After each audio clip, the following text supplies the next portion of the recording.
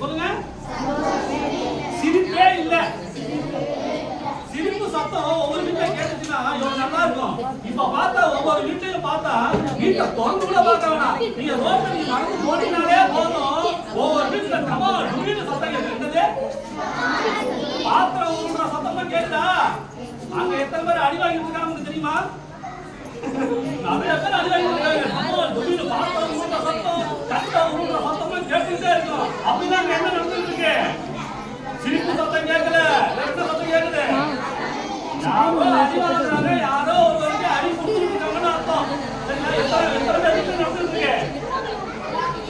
நீங்க அமைதியா இருக்கிற பார்த்தா அண்ணன் எங்க வீட்டையும் தொடர்ந்து நடந்துட்டு இருக்காங்க அப்படின்னு சொல்றீங்களா?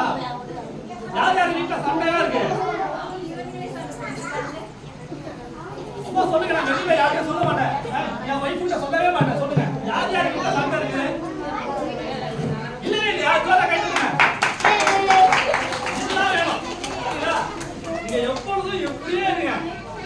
அண்ணே எங்க வீட்டுல சண்டை வரணும் அப்படின்னு சொல்லிட்டு யாருமே சொல்லவே சொல்லாதீங்க. சரியா? நீங்க என்னதான் சொல்லணும் எல்லாருக்கையும்?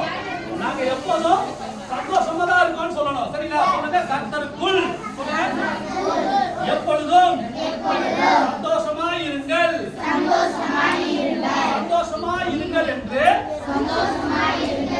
மறுபடியும் உங்களுக்கு சொல்லுகிறேன். அப்போ நம்ம ஏசப்பா நமக்குள்ள வந்தா நம்ம எப்படி பார்க்கணும்? சந்தோஷமா தான் இருக்கணும். சரிங்களா? ஒரு விதத்துல நம்முடைய அதாவது குடும்பத்திலேயே ஏதோ ஒரு கஷ்டம், ஒரு துன்பம், ஒரு துயரம் இருந்துச்சுன்னா கூட அதை என்ன பண்ணக்கூடாது? வெளியில காமிச்சிக்க கூடாது. உடனே நம்ம என்ன பண்ணணும்? சொல்லுங்க, மனசு ஹாப்பியா இருக்கணும். சொல்லுங்க,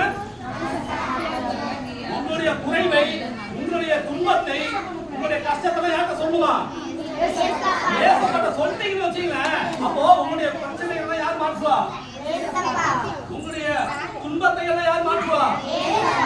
ஏன்னா நம்முடைய கஷ்டத்தையும் நம்முடைய துன்பத்தையும் மாற்றுவதற்காகத்தான் இந்த பூமிக்கு யார் வந்தது?